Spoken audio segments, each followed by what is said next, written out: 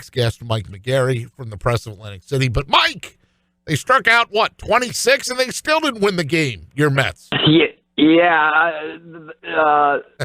Summary of the Mets franchise right there. Tremendous pitching and a lack of offense. A 14-inning loss against the Braves. And, I saw on Twitter somebody tweeted out, when you talk about Jacob deGrom's career, you got to saddle up to your son or grandson and say, let me tell you about one of the best pitchers in Mets history and one of his 100 no decisions that he had instead of his big wins. They just can't seem to score when Jacob deGrom is on the mound. So before I get to high school coverage and we talk about that, I also read an article in the Press of Atlantic City this morning. I do like to remind people that, you can still actually subscribe to the newspaper, get it delivered at your door, hold it in your hands, and read it in the morning with your coffee or whatever. It's not a bad way to do it. There was a nice article in there saying that the patent office sacked the terrific trademark for Tom Brady. Said, nope, sorry, somebody else owns that, and that's a guy you know. Yeah, Tom Seaver, nicknamed Tom Terrific, nicknamed the franchise for the New York Mets. Tom Brady had tried to steal might be too strong a word, Pete, for 8:24 in the morning, but had tried to maybe take ownership of something that wasn't his. There's only one Tom Terrific, and it's glad to see that the United States courts feel the same way. I love the fact that Brady tried to spin it like, well, I never really wanted the nickname. I was just trying to stop other people from using it and making, oh, come on, Tom. Right, exactly. I think Tom Seaver doesn't need Tom Brady to do him any favors. So, we'll take that. And, of course, Seaver, everybody's got a guy, Pete. I don't know who your guy growing up. Everybody had their favorite player growing up, the guy that kind of turned them on to their favorite team. And, Tom Seaver was my guy. I just sometimes when I get to cover, Phillies Mets games up at Citi Field, they have a little lobby there, the Seaver lobby. And, the little kid in you comes out when you see, the pictures of him, a bust of him in that lobby. They're going to have a statue for him up there at Citi Field soon. They changed the street name to Seaver Way. He's my all-time favorite, baseball player right there. I mean, you know me, Mike. You know me well enough to know if I'm a product of the 70s and early 80s, what Phillies guy was the guy, the one that you could count on for a win. Like, who, he didn't talk to the media, but you know who he is. Steve Carlton, right absolutely. There. And, I mean, it's funny because when the Phillies played in the World Series in 2008, they did something at the Borgata. They did like a watch party or something, and I got to come over and interview him one-on-one in, like, the dressing room before he went out on stage to, like, do his shtick or whatever he was going to do. And I did, like, a 5 or 10-minute interview with him and, had the microphone and the lights on and all that stuff. When I got done, I remember saying something like, oh, that wasn't so bad. And he kind of looked at me and said, like, well, what did you expect? And I said, no disrespect, Lefty, but you were famously known for not liking the media and being, like, standoffish. And he goes, oh, that was because of one effing guy, blah, blah, blah. And then just kept on going and talking and couldn't have been nicer. So, I mean, it's always weird when you interview your idols. Yeah, and I had a similar experience with him during the National League All-Star game in Philadelphia. I think it was 96, where he was at the Philadelphia Convention Center at some sort of fan fest. And you would have figured here was the last Philadelphia Philly great. You figured to be at a fan fest and sort of be involved in everything that was going on there. But again, just like your experience, he was absolutely great that day. So it goes to show you that you never know, or proof of the old saying, they learn how to say hello when it's time to say goodbye, basically, No doubt. Mike McGarry's with us, AC Press. McGarry, I chuckled at one of your tweets. First of all, you were up late last night as I was, so apparently neither of us sleep. But I saw one of your tweets to Phil Anastasia about North Penn not playing defense, and I chuckled at that. I'm a Plymouth Meeting guy, so like my alma mater, PW, used to get their butts beat. In fact, I think they hired away one of North Penn's coaches. PW did not get the same success that the Knights did, but I digress. So Pennsylvania's already going. We're not there yet in Jersey on high school football. Yeah, we open up next week. Pennsylvania starts a week earlier. I was just giving Phil, my good friend there, a little dig. He's covering a game over in Pennsylvania. I saw he tweeted out the score. It was something like 45-30. I said, hey, Phil, don't they play any defense on the other side of the Walt Whitman Bridge, and the Ben Franklin Bridge? The answer, at least for last night, was no. But Pennsylvania got started last night, and we get started this weekend coming up. Week 00, as they like to say. All right, so let's talk about that. Let's get into week 0.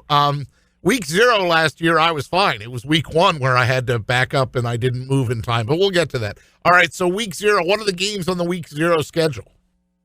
Well, we got about 6 games involving local teams, and these are big games. One of the things that I like to say about high school football, you have that overreaction Monday in the NFL, and there are, 7, 8 regular season games after your opener. But I like to say it gets late early in high school football. And a lot of these games are going to decide, if teams make the playoffs, where they're seated in the playoffs.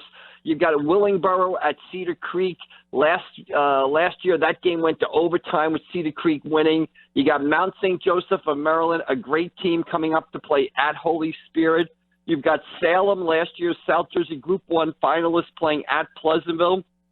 St. Augustine's taking a trip up to State College, Pennsylvania, to play a great team there. And then Saturday at Rutgers, you've got St. Joseph versus Highland, 2 of the best running backs in the state, and Jada Byers of St. Joe and Johnny Martin of Highland will be on the field in that game. And then also at Rutgers, Saturday night, you've got Millville against St. Peter's Prep. So an impressive slate of games for the opening week. What year was it? Refresh my memory. What year was it that week 0 started? Because it used to just be week 1 and then they went through. When did that start?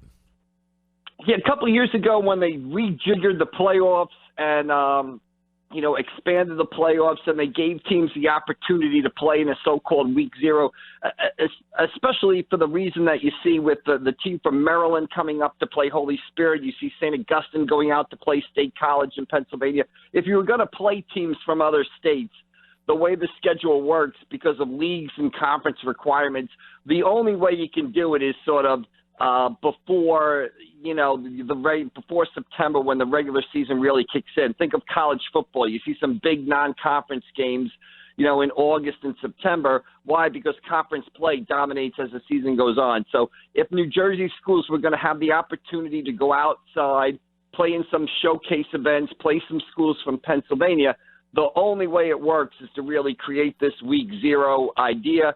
The reason why you have week 00 this year, it's just the way the calendar falls. And in order to play teams from Pennsylvania and Maryland, you had to actually start even a week earlier this year for New Jersey schools. We are at a gambling town or near a gambling market, right? I mean, in roulette, you have to split the zeros. There's a 0 and there's a 00. Right, exactly, and it makes the season, it makes the opening of the season even. Week 00, something just seems special about it. You can make 1,000 James Bond references that would probably go over everybody's head right now. Not you and I, though. Not you and I. No. Mike McGarry with us, Press of Link City. Follow him on Twitter at AC Press McGarry, and we're talking high school football. So let's see here. You did put out, there's a preseason ranking out, the preseason high school football Elite 11, and I guess we'll go back to front. We'll start toward the end here at 11. And work our way up, and maybe a little tidbit about each one. So who do you have at 11? Highland. We have Highland Regional at number 11, and they'll be playing St. Joe on Saturday. Highland 9-2 last season, South Jersey semifinalist. Again, running back Johnny Martin, one of the top running backs in South Jersey, if not the state. So the Tartans are going to be an exciting team to watch this season. We have them in at number 11. And at number 10? Number 10 is Penns Grove, 13-0 last year. Won the South Jersey Group 1 championship, then went up and won the so-called super sectional or bowl game or whatever you want to call it. A tremendous Group 1 program, 13-0. They're the favorite in Group 1 again this year. So then we roll on in the Elite 11 with number 9, and that's Toms River North. Right. Ocean County Power, traditional 6-3 last season. Lost to Vineland in the first round of the South Jersey Group 5 playoffs. But Toms River North, always a power up here in Ocean County. And you mentioned Vineland. They take the 8th slot, plus they now get their quarterback back. Yeah, they're 5-6 last year. They went to the South Jersey Group 5 semifinals, losing to eventual champion Williamstown. You mentioned the quarterback, Ryan Shelton, had an impressive year last year, but he broke his collarbone and missed the last few games of the season. They also returned Tyreen Powell, who has verbally committed to attend Virginia Tech on a scholarship, has an offer out there from Penn State also. Powell did it all last year. He played wide receiver. He switched to quarterback after Shelton got hurt and led Vineland to that playoff win. This year he's going to be playing some tight end. He's an excellent defensive back. Dan Russo has just done a tremendous job with that program turning. They used to say that Vineland was a sleeping giant. Well, now they're all woken up and awake. And, I think they're going to have a chance in South Jersey Group 5. And we'll find out early. I believe in week 2 they play Williamstown, and we're going to be talking about them in a few minutes.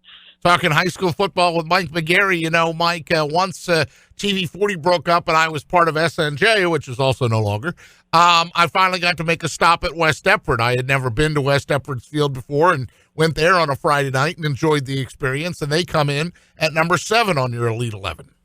Yeah, again, a traditional Group 2 power. They went to the Group 2 semifinals last season. And the thing about, you hear us talking about Group 2 a lot. Out of all the public school groups, and Group 2 is one of the smallest groups enrollment-wise, but they might have the most depth out of it. It will be the toughest group out of any of the 5 public school groups. And West Deptford is right there.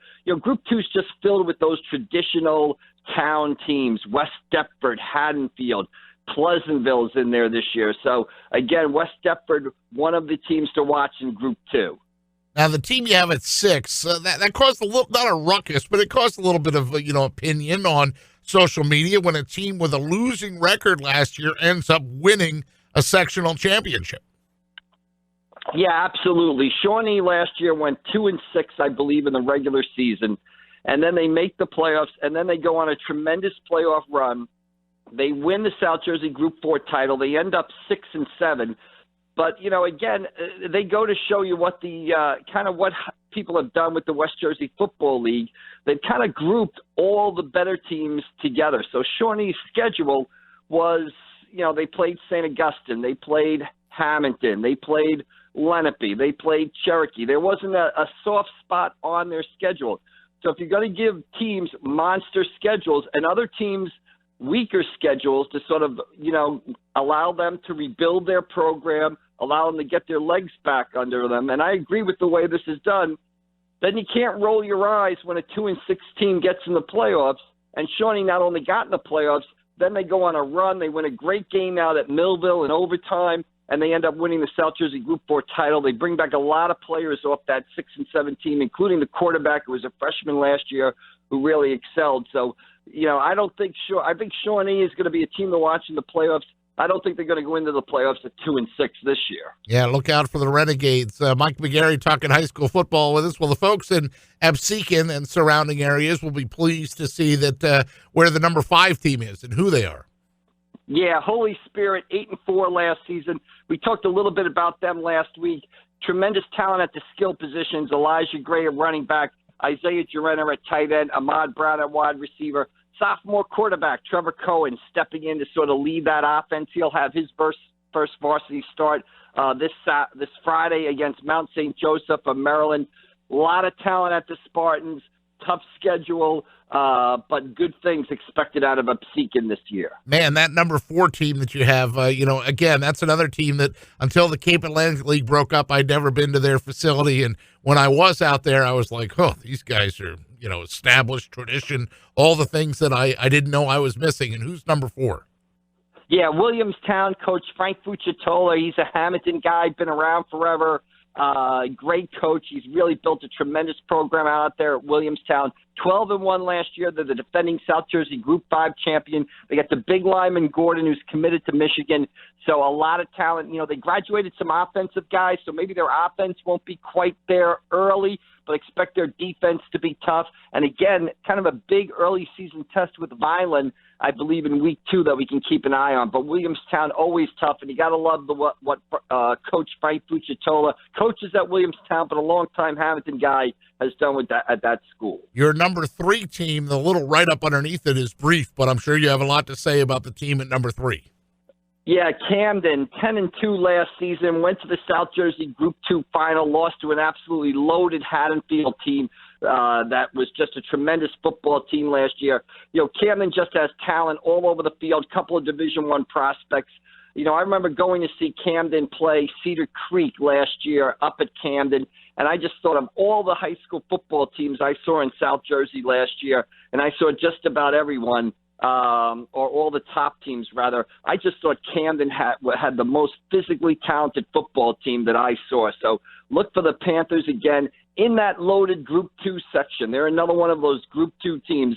You know, look for them to be the favorite in Group 2. And physically, top to bottom, I don't know if there's a better team in South Jersey than Camden. And then the top 2 teams, let's see here, parochial, non-public, Catholic, the words may have changed to describe these type of schools over the years, but either way, we know that they're both pretty good at 2-1. Who do you have 2-1?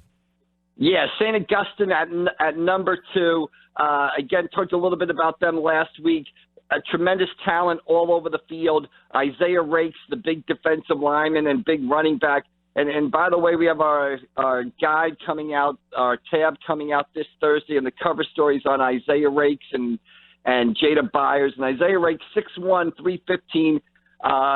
He's not your typical big guy. He's elusive. He showed it in a scrimmage this past week against DePaul Catholic. He got the ball at the 5-yard line. He ran up the middle. He dodged a tackler. He high-stepped past another tackler. He outran another guy. By the time they caught up with him, he was at midfield before they shoved him out of bounds. He's a special talent. St. Augustine at number 2, and St. Joe at number 1. Again, St. Joe loaded at the skill positions. Jada Byers, Ahmad Ross at fullback, Jaden Chertel at quarterback. 10-2 last season for St. Joe. These two teams, you could flip them either way. They'll meet in the middle of September, so we'll get an idea. But a lot of talent on the field when these two teams play. Where do they meet when they meet? They play at St. Joe this year, so it'll be a Saturday afternoon game. One of those noon kickoffs out at the end of North 2nd Street in Hamilton there. Get there at 10 if you want to get parking. So this Thursday, Mike McGarry, is the insert, the insert that you guys put out every year, right? Yeah, we got the tab coming out this Thursday. Previews of all 25 teams that we cover, schedules, a list of key players for each team, a story on each team. And we're also doing something new this year. We're going to have a twice-weekly newsletter that's going to start this week that we can email to you, I believe, on Tuesdays and Thursdays, kind of get you set up for your high school football week. So you can get on that email list. So we're ready to go. Ready to go this season. I figured out the other day that this will be my 27th high school football season in South Jersey, and I also am now 54. So somehow I've spent half my life on a South Jersey sideline, which is both satisfying and scary at the same time. Well, just remember, if anybody knows, back up if they start coming toward you. Nobody knows that more than me. Yeah, they fake my way, and I'm in the 4th row.